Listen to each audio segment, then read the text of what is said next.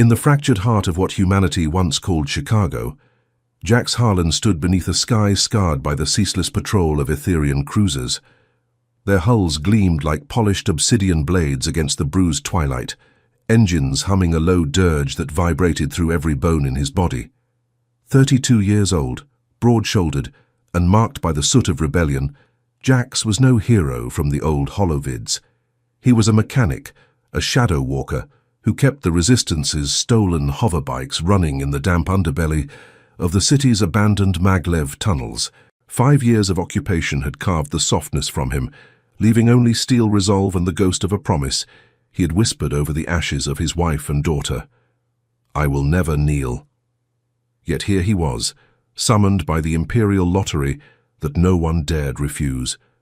The selection plaza stretched before the ruined Willis Tower, now crowned with a towering Etherian obelisk that pulsed with inner light. Holographic runes floated above the crowd like predatory birds, scanning faces, DNA signatures, and the faint spark of defiance in human eyes. 3 names would be called from each enclave. 3 souls offered as living tribute to Empress Vespera Nixara, sovereign of the Etherian dominion, ruler of 1,000 conquered worlds and guardian of an empire locked in a millennium-long war against the rival Lumari Confederation. The tributes were never seen again in any meaningful way. Some became servants, others vanished into the royal laboratories, and the luckiest, it was whispered, simply ceased to exist in the cold calculus of galactic politics. Jax's name echoed across the plaza in the crystalline tones of the Etherian announcer. Jax Harlan, Arya Voss, Kai Lennox. The words landed like plasma rounds. Beside him, Arya Voss, a former diplomat whose once elegant suits had long since been traded for patched fatigues, lifted her chin, her hazel eyes flashing with the fire of a woman who had negotiated ceasefires that never lasted. 28, sharp-featured and unbowed, she had lost her entire negotiation team during the fall of Geneva. On her other side, Kai Lennox, barely 20, clutched a battered datapad to his chest like a talisman. The young astrophysicist's curly hair was wild, his frame slender from months of rationing, but his mind still burned with equations that once mapped the stars humanity could only dream of reaching. No farewells were permitted. Imperial drones descended in a swirl of silver light, their tendrils gently but inexorably guiding the chosen into a sleek transport shuttle. Jax felt the cool kiss of a restraint field settle around his wrists, not painful, merely insistent. As the ramp sealed, he caught one last glimpse of the resistance spotter hidden in the crowd. A single raised fist, a silent vow that his sacrifice would not be forgotten. The shuttle lifted with impossible grace, Earth falling away beneath them like a wounded jewel wrapped in chains of orbital fortresses. Inside the craft, the air tasted of ozone and distant flowers, alien, intoxicating. Soft bioluminescent panels bathed them in hues of sapphire and rose. Arya sat rigid, staring at the viewport where Earth shrank to a blue marble. "They call it tribute," she murmured, voice low and edged with venom. "I call it theft. 3 more souls to feed their endless war machine." Kai's fingers danced across his datapad, pulling up smuggled star charts. The Dominion and the Lumari have bled each other dry for 1,000 years over the Helios Veil Nebula. Resources, pride, ancient grudges no one remembers were just fuel. Jax said nothing at first. He leaned back against the padded acceleration couch, letting the subtle vibrations of the drive core seep into his muscles. But inside, his thoughts roared. He remembered the night the skies burned, his little girl's laughter cut short by a stray energy lance, his wife's hand slipping from his as rescue drones arrived too late. The pain had forged him into something harder than steel, yet softer in secret places he showed no one. Now that same fire whispered a dangerous question. What if this is not the end, but the beginning? The journey spanned 3 standard days, most of it spent in gentle stasis. When Jax awoke, the shuttle was docking at Etheria Prime, the glittering heart of the Dominion. Through the viewport, the planet unfolded like a living jewel. Vast continents of emerald forests threaded with rivers of liquid starlight, cities of spiraling crystal towers that sang in harmonic frequencies audible even through the hull. At the center rose the Imperial Palace, an architectural symphony of floating arches, cascading energy veils, and gardens where flowers bloomed in impossible geometries. 3 suns bathed everything in a perpetual golden rose twilight that made the heart ache with unwelcome beauty. They were escorted through halls whose walls shimmered with living murals depicting ancient battles and forgotten loves. The guards, tall, lithe beings with skin like polished moonstone and eyes that held galaxies, moved with predatory grace. Their armor, forged from adaptive nanocrystals, shifted colors to match the light. Jax's boots echoed on floors of black star quartz veined with silver. The scent of night-blooming lunar roses filled the air, sweet and heady, wrapping around his senses like a lover's promise. At last they reached the Grand Veil Chamber, a cathedral of space itself. The dome ceiling displayed a real-time map of the galaxy, nebulae swirling in slow hypnotic dances. At the far end, elevated upon a throne carved from a single shard of primordial comet ice that glowed with inner fire, sat Empress Vespera Nixara. She was more than regal. She was elemental. 7 feet of elegant power, her skin a luminous silver that caught every ray of light and transformed it into liquid starshine. Long hair cascaded past her waist like rivers of midnight silk shot through with threads of living aurora, shifting from deep indigo to violet with each breath. Her face, high cheekbones, full lips the color of crushed garnets, and eyes. Those eyes were twin nebulae, swirling violet and gold, containing depths that could drown stars. A gown of star silk clung to her form, accentuating the graceful curve of her neck, the swell of her breasts, the lithe strength of her hips and long legs. Crystalline thorns formed her crown, each point refracting light into rainbows that danced across the chamber like captive dreams. Power radiated from her in palpable waves, ancient, unyielding, yet laced with an undercurrent of profound, aching loneliness that only someone who had ruled for centuries could carry. The Chamberlain's voice rang out. "Your Imperial Majesty, the latest tributes from the Sol Enclave, Arya Voss, Kai Lennox, and Jax Harlan." One by one they were forced to their knees on the mirrored floor. Arya's jaw clenched. Kai trembled, but kept his gaze steady. Jax, however, could not look away from the Empress. Something in her presence pulled at the marrow of his bones, an inexplicable recognition that made his pulse thunder like war drums. Vespera's gaze drifted across them with the cool detachment of a goddess surveying insects. It lingered on Arya for a heartbeat, dismissed Kai with a faint tilt of her head, then settled on Jax. The universe contracted. Her nebula eyes widened fractionally. The perfect line of her shoulders tensed beneath the star silk. Those garnet lips parted, and in a voice like velvet thunder wrapped in silk, low, resonant, trembling with something vast and ancient, she whispered a single word that shattered the silence like a falling star. "Impossible." The single syllable echoed through the chamber, rippling across the star map above, until the very constellations seemed to shiver. Courtiers froze mid-bow. Guards' hands tightened on energy lances. A low murmur of shock spread like wildfire. Vespera rose slowly from her throne, the movement fluid as liquid mercury, her gown flowing around her like liquid night.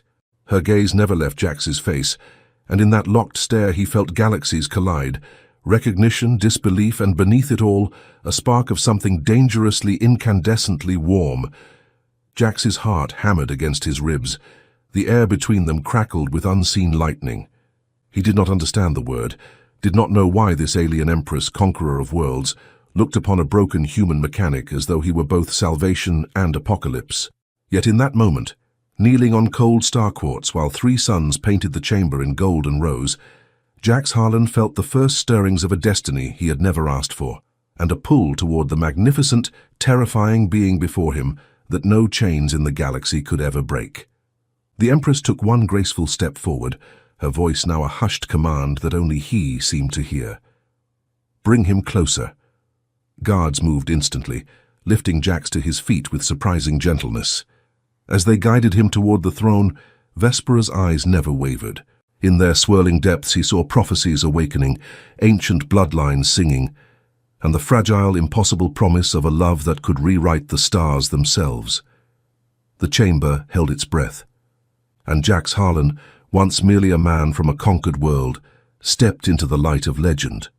The Grand Veil chamber seemed to shrink around them as Jax was led forward. Each step on the star-quartz floor sent faint ripples of light outward, like stones dropped into a still pond of midnight. The guards released him a respectful distance from the throne, close enough that he could smell the faint, intoxicating perfume that clung to Vespera, crushed moon orchids, distant lightning, and something deeper, more primal, like the first breath of a newborn galaxy. She descended the dais with deliberate grace, every movement a study in controlled power. The crystalline thorns of her crown caught the triple sunlight and scattered prisms across Jax's face, painting his skin in fleeting constellations. When she stopped before him, the height difference forced him to tilt his head back to meet her gaze. 7 feet of ethereal majesty, looking down at a scarred human who smelled faintly of engine grease and earth rain, yet there was no mockery in her expression, only a raw, unguarded wonder that made the breath catch in his throat. "Impossible," she repeated softer now, the word trembling on lips that had commanded fleets to burn worlds into ash. One long silver finger rose, hesitating an inch from his cheek, as though afraid the contact might unravel reality itself. "You bear the mark." Jax felt heat bloom where her gaze touched him. "What mark?" His voice came out rougher than intended, edged with the gravel of too many sleepless nights and too much grief. Vespera's hand finally made contact, barely a brush of fingertips against the faint, crescent-shaped scar that curved along his left jawline. The touch was electric, not painful, not cold. It was warm sunlight breaking through storm clouds after years of endless night. Jax's pulse slammed against his ribs. He saw her pupils dilate, the violet-gold nebula in her eyes flaring brighter. "The crescent of Erindor," she whispered. The bloodline thought extinguished a millennium ago when the last Lumari prince fell at the Battle of Shattered Suns. We scoured every world, every gene vault, every hidden cradle. Nothing remained. Her voice dropped to something almost reverent. "Yet here you stand, carrying the signature in your very marrow." Around them the court had gone deathly still. Courtiers exchanged wide-eyed glances. Guards shifted, uncertain whether protocol demanded they intervene or retreat. Arya and Kai remained kneeling several paces back, forgotten for the moment, watching the impossible tableau unfold. Jax swallowed. "I'm just a man from Earth. My parents were welders. My grandparents ran a diner on the south side. There's no royal blood in me." A ghost of a smile curved Vespera's lips. Small, fragile, heartbreakingly beautiful. Blood remembers what memory forgets. The crescent is not a birthmark of chance. It is the seal of the first line, the original bridge between Dominion and Lumari before Pride tore the galaxy in two. You are the last living echo of a peace that never had the chance to bloom. She lowered her hand but did not step back. The space between them felt charged, alive, humming with unspoken possibility. Jax could see the war behind her eyes, centuries of duty clashing against something newer, softer, more dangerous. "You think I'm some kind of weapon?" he asked quietly. "A bargaining chip with the Lumari?" "No." The word came fierce and immediate. "I think you are the reason the stars have held their breath for 1,000 years. She turned slightly, addressing the chamber without raising her voice. "The tributes will be housed in the starlit wing. See that they lack for nothing." Then, softer, only for him, "Walk with me?" It was not a request. They moved through a private archway that parted like liquid silver at her approach. The corridor beyond was narrower, more intimate, walls of translucent crystal veined with living starlight, floor warmed by hidden geothermal currents. Flowers bloomed in recessed alcoves, petals unfurling as she passed, releasing waves of fragrance that made Jax's head swim. He walked beside her now, shoulder level with her waist, feeling absurdly small and yet strangely unafraid.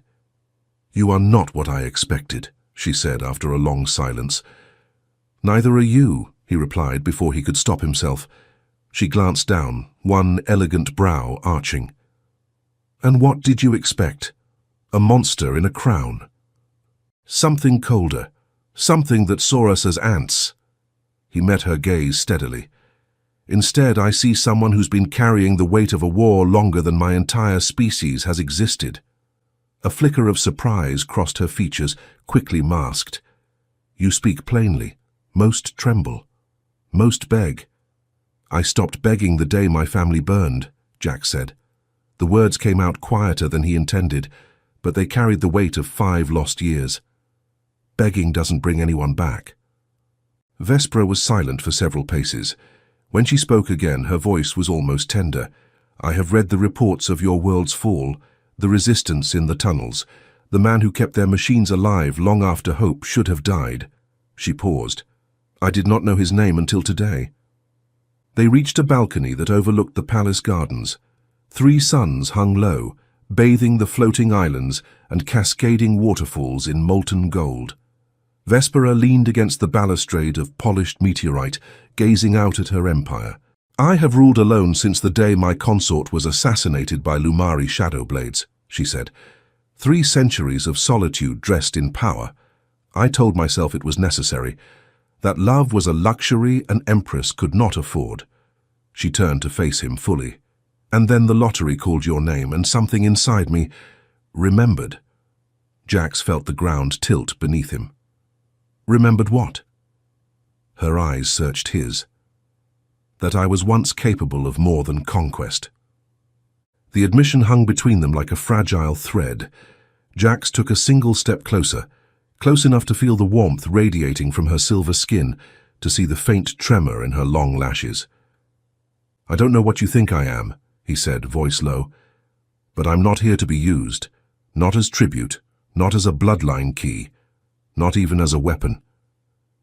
Vespera's gaze softened, the hard edges of centuries melting just enough to let something achingly human shine through.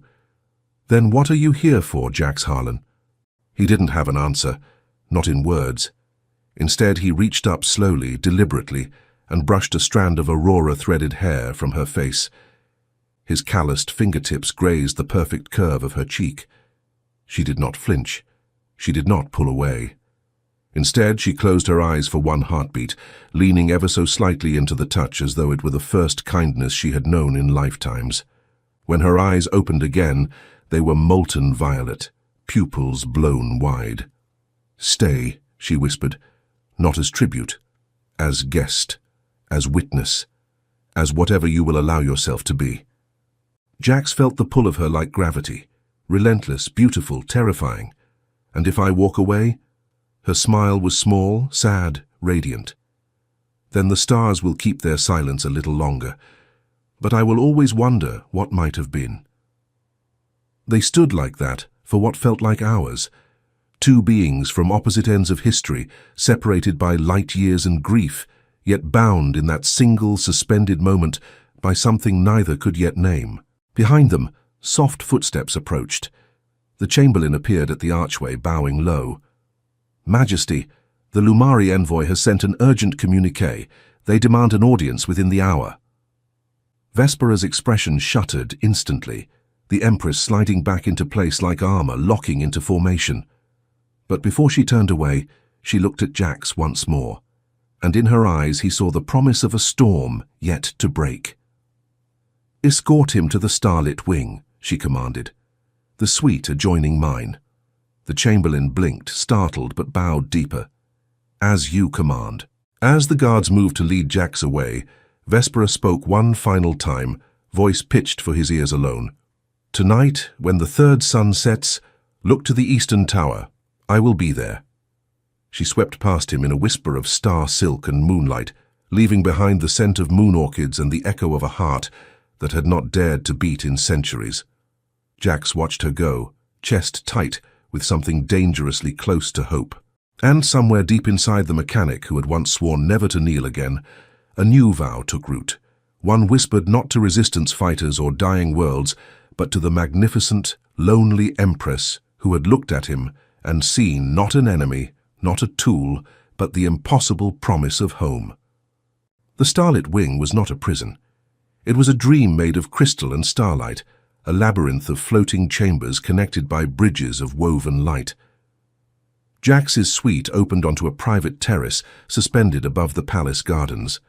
Vines heavy with luminous blossoms trailed over the edge, their petals glowing softly as the third sun began its slow descent. The air carried the distant song of crystal chimes and the murmur of waterfalls that fell upward into hidden reservoirs among the clouds. He stood at the balustrade, sleeves rolled to the elbows, scarred forearms resting on warm meteorite. Below, gardens unfolded in impossible symmetry, orchards of silver-leaved trees bearing fruit that sang when touched, pools where liquid starfire danced without heat, statues of ancient lovers frozen in mid-embrace, their stone eyes forever locked. Everything here whispered of eternity and of the terrible price paid to preserve it. A soft chime announced a visitor. The archway shimmered, and Arya stepped through, still wearing the patched fatigues of Earth's resistance. Though someone had quietly cleaned and mended them while they slept, her hazel eyes swept the opulence with wary appreciation. "They didn't lock us in," she observed. "That's either arrogance or something stranger." Jax turned. "Something stranger." She joined him at the railing, arms folded. "The court is buzzing. They're calling you the Crescent Prince. Half think you're a Lumari plant. The other half think you're the answer to a prophecy older than their empire." She studied his profile. "And you? What do you think you are?" He exhaled slowly. "Still the same idiot who used to fix maglev coils with duct tape and hope, only now the hope has teeth." Arya's laugh was short, surprised. "You touched her face, in front of the entire court. I thought they'd vaporize you on the spot." "They almost looked like they wanted to." Jax rubbed the scar along his jaw, the place her fingertips had burned without heat. "But she didn't let them." Silence stretched between them, companionable and heavy. Below, fireflies the size of hummingbirds drifted through the twilight, trailing threads of golden light. "She's not what the briefing said," Arya murmured. "Cold, calculating, a machine in silver skin. I expected to hate her on sight." Jax's gaze drifted to the eastern tower, a slender spire of translucent quartz that caught the dying light of the third sun and turned it into a beacon of molten rose. "She's carrying something heavier than hate. I felt it when she looked at me, like she'd been waiting forever." Arya turned to him fully. "Be careful, Jax. Empires don't fall in love. They consume." Before he could answer, Kai appeared at the archway, datapad clutched like a shield. His eyes were wide, pupils dilated from hours spent devouring restricted archives. "You need to see this." He projected a holoscroll between them. Ancient glyphs rotated slowly, accompanied by a soft, choral narration in a language that sounded like wind through shattered glass. Kai translated as it played. "The prophecy of the shattered veil," he began, "recorded just before the war began. When the last son of Erindor returns under foreign suns, bearing the crescent seal, the bridge shall be reforged in fire and starlight, one heart of silver, one heart of iron. Together they shall mend what pride tore asunder, or both shall burn and take the galaxy with them." The hollow faded. Kai looked between them, breathless. "The heart of silver is her, Vespera Nixara, born under the silver moon of Etheria Prime, the heart of iron." He met Jax's eyes. "That's you, earth-forged, mechanic, iron in your blood, literally and figuratively." Jax stared at the place where the projection had been. "So either we end a 1,000-year war or we end everything." Arya's voice was steel. "They'll use you, both sides will. The Dominion to keep their throne, the Lumari to shatter it."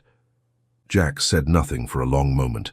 Then, quietly, "Maybe. But she didn't look at me like a tool. She looked at me like I was the only thing she'd ever been afraid to want." The third sun slipped below the horizon.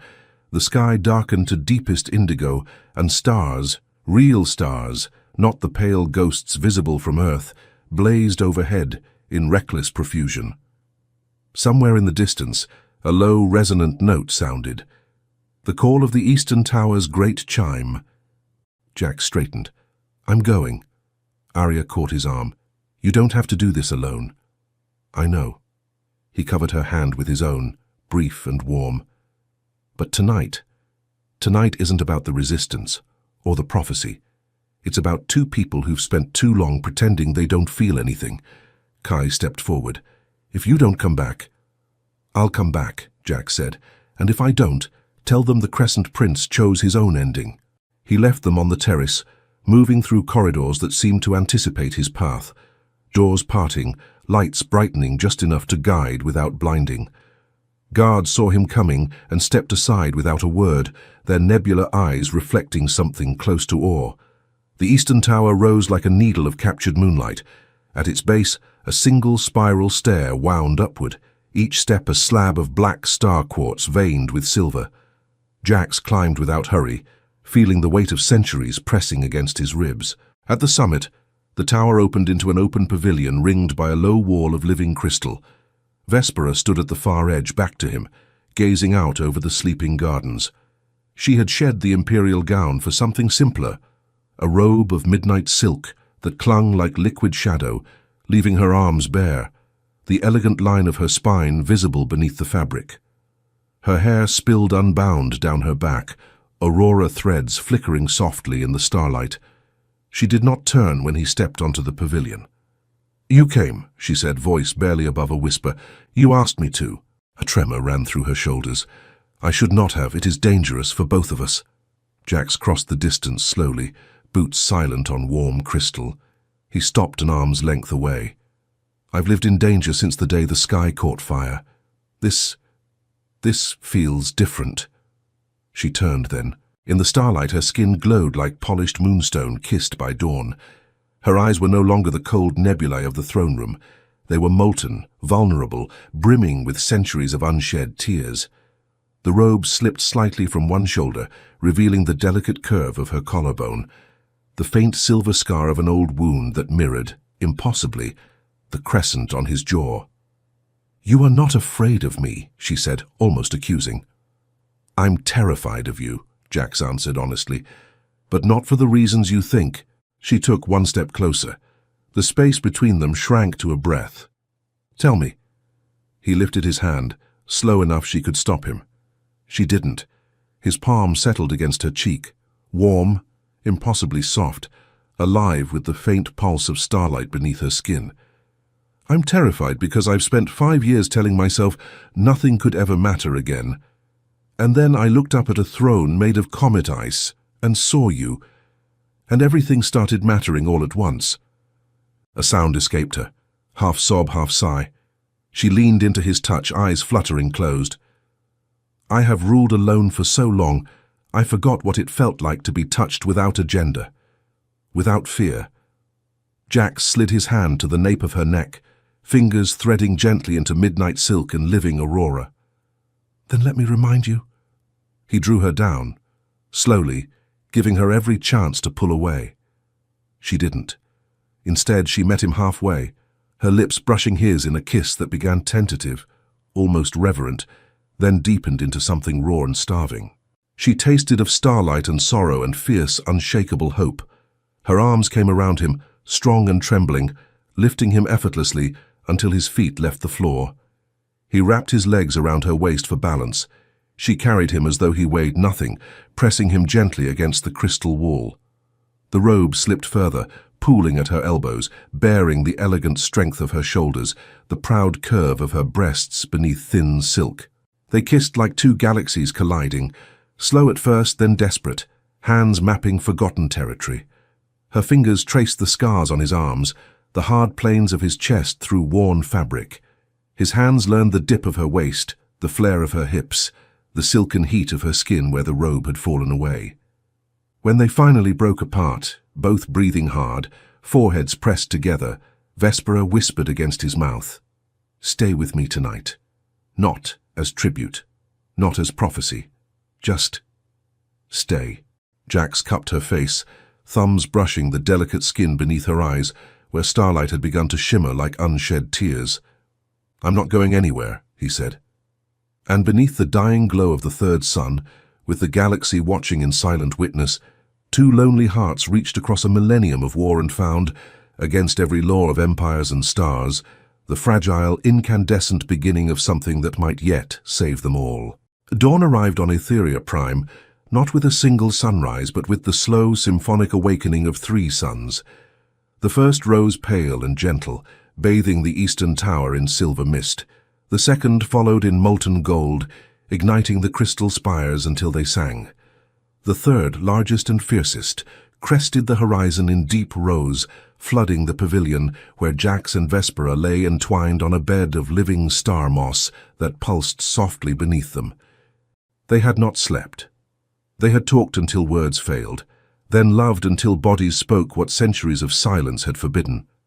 Now they rested skin to skin, his scarred human warmth pressed against her luminous silver coolness, her long legs wrapped around his waist, his head pillowed on the perfect curve of her breast.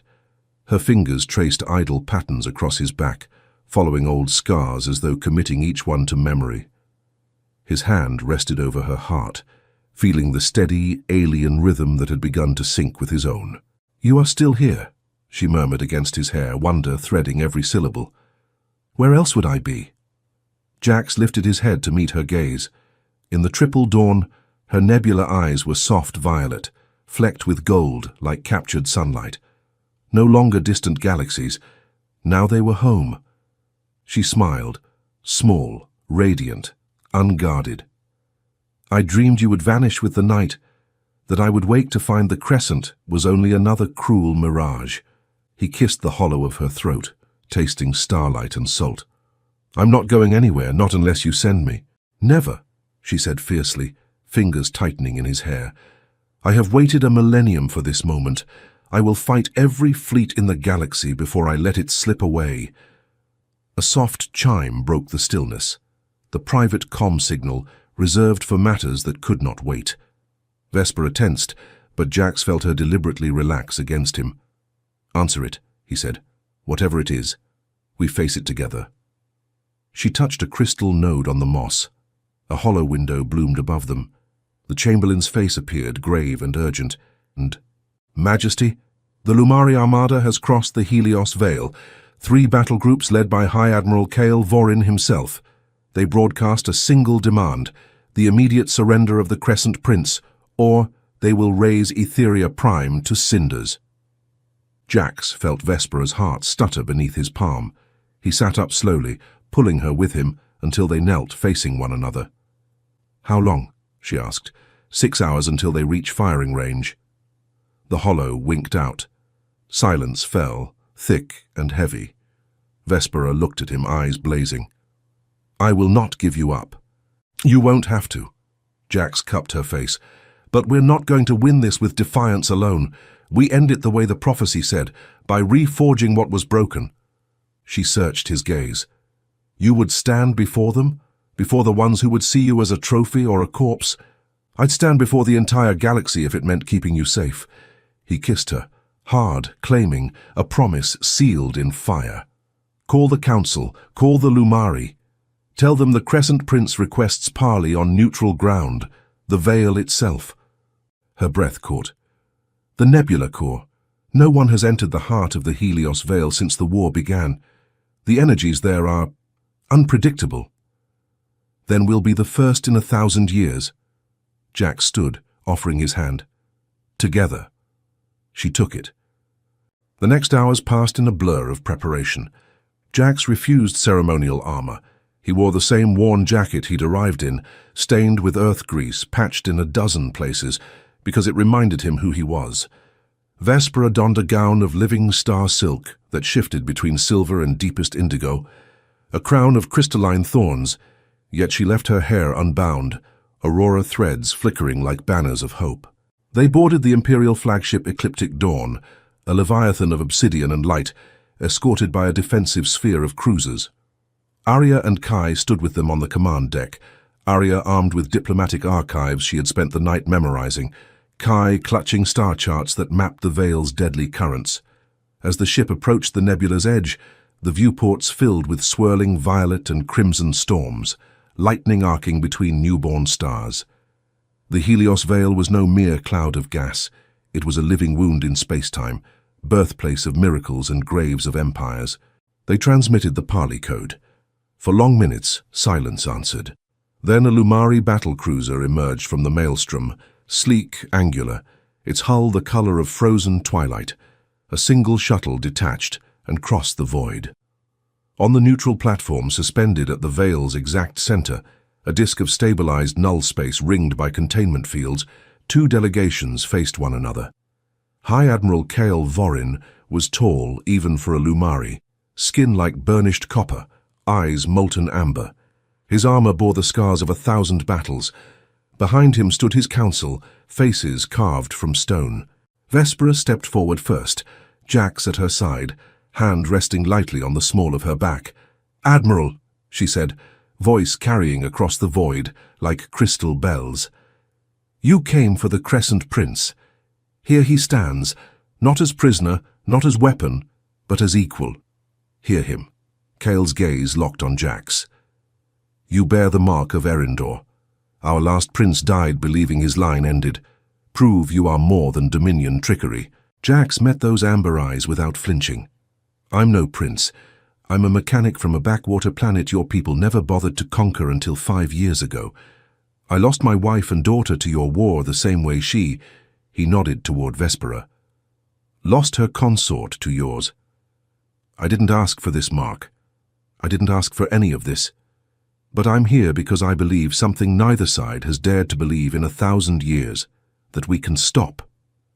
Murmurs rippled through both delegations. Jax continued, voice steady. "The Veil isn't just a battlefield. It's the place where our peoples first met, where trade flowed, where love crossed lines before pride drew them. The prophecy doesn't say one side wins. It says the bridge is reforged, by 2 hearts, 1 silver, 1 iron." He turned to Vespera. She stepped closer until their fingers intertwined. "I am tired of ruling ashes," she said simply. "I am tired of waking alone.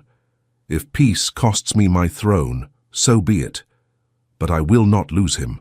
Kale studied them for a long moment. Then, slowly, he removed his gauntlet and extended his hand, palm up, the old gesture of parley. Jax clasped it first. Vespera followed. The moment their hands met, the veil around them flared, violet lightning arcing not in destruction but in harmony, weaving golden threads between Dominion and Lumari ships. The containment fields shimmered.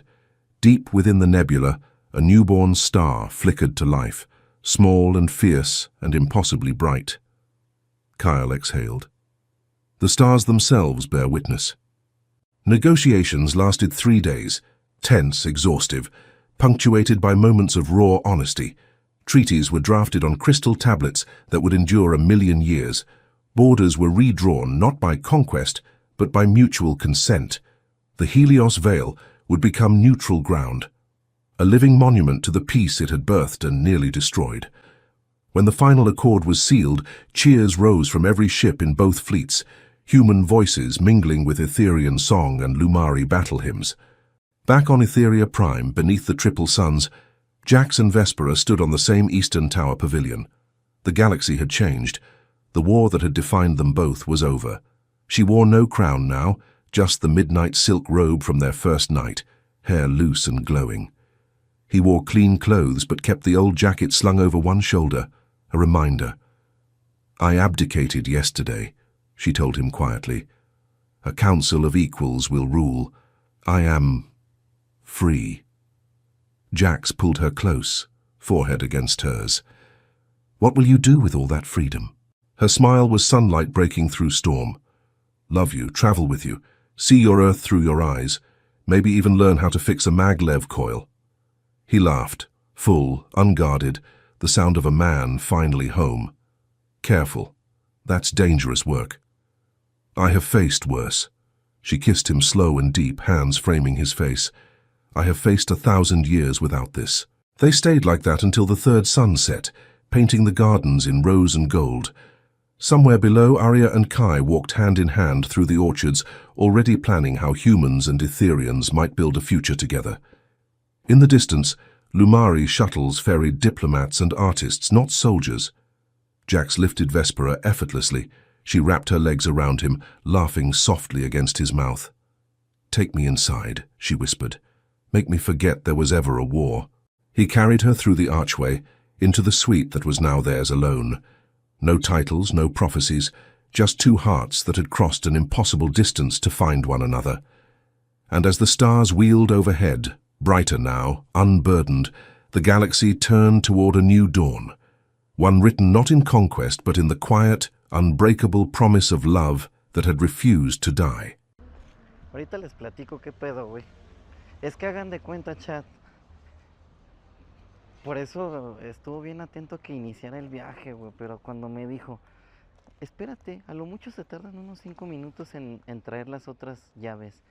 Porque sabe que en Uber Encargo, si cuando tú inicias el viaje, ya no le cobran extra a él. Como ya no le cobran extra a él, güey, pues le conviene. A mí no, hasta que me dé el producto en la mano. Pero justo cuando le inicié el viaje, me dijo, a ver si no se tardan con las llaves. Y yo, puta madre. Pinche raza, güey.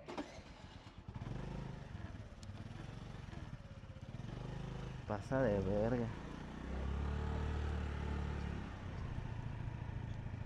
Siempre caes en las mentiras de los clientes. Soy pendejo, Irún. Es lo que somos. Somos